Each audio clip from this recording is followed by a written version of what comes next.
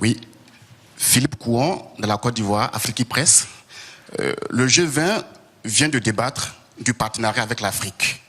On a vu le plan Marshall avec l'Europe, qui a coûté près de 150 milliards de dollars aujourd'hui pour une conversion. Concrètement, combien les pays du G20 sont prêts à mettre, en tout cas dans l'enveloppe, pour sauver l'Afrique? Et quelle sera la contribution de la France? Alors, je vais vous dire, je ne crois pas une seule seconde à ce genre de raisonnement. Pardon d'être aussi direct. Il y a eu plusieurs enveloppes qui ont été données. Alors, vous savez, nous avons, soit nous, soit dans nos équipes, les champions du monde de l'addition de milliards. Ça fait d'ailleurs des décennies qu'on vous promet des plans Marshall pour l'Afrique et qu'on les a d'ailleurs décidés et faits. Donc, si c'était aussi simple, vous l'auriez constaté.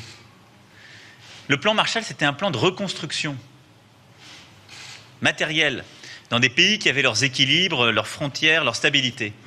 Le défi de l'Afrique, il est totalement différent, il est beaucoup plus profond, il est civilisationnel aujourd'hui. Quels sont les problèmes en Afrique?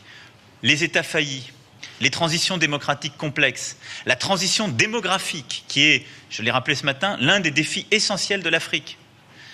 C'est ensuite les routes des trafics multiples qui nécessitent des réponses aussi en termes de sécurité et de coordination régionale. Trafic de drogue, trafic d'armes, trafic humain, trafic de biens culturels. Et c'est le fondamentalisme violent, le terrorisme islamiste.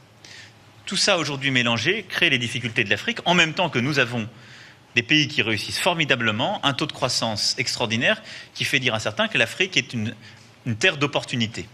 Donc si nous voulons une réponse cohérente à l'Afrique et aux problèmes africains, nous devons développer une série de politiques qui sont bien plus sophistiquées qu'un simple plan Marshall et des milliards accumulés.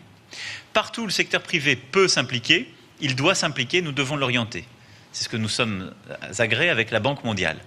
En matière d'infrastructures essentielles, d'éducation, de santé, là, il y a un rôle pour le financement public et c'est dans ce cadre que nous devons agir.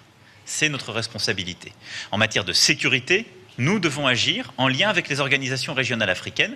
C'est ce que, par exemple, la France fait avec l'opération Barkhane au Sahel, mais plus largement à travers ce que nous avons installé dimanche dernier au G5 Sahel. Développement, sécurité. Et ensuite, il y a une responsabilité partagée. Le plan Marshall que vous voulez pour l'Afrique, c'est aussi un plan qui sera porté par les gouvernements africains et les organisations régionales. C'est par le biais d'une gouvernance plus rigoureuse, de la lutte contre la corruption, d'une lutte pour la bonne gouvernance, d'une transition démographique réussie. Quand des pays ont encore aujourd'hui 7 à 8 enfants par femme, vous pouvez décider d'y dépenser des milliards d'euros, vous ne stabiliserez rien. Donc, le plan de transformation, en quelque sorte, que nous devons conduire ensemble, en tenant compte des spécificités africaines, par et avec les chefs d'État africains. C'est un plan qui doit prendre en compte nos propres engagements sur l'ensemble des chantiers que je viens d'évoquer, mieux associer public et privé, et doit se faire de manière beaucoup plus régionale, parfois nationale, dans la durée. C'est la méthode qui a été retenue là, c'est ce que nous faisons partout où nous sommes engagés. J'aurai l'occasion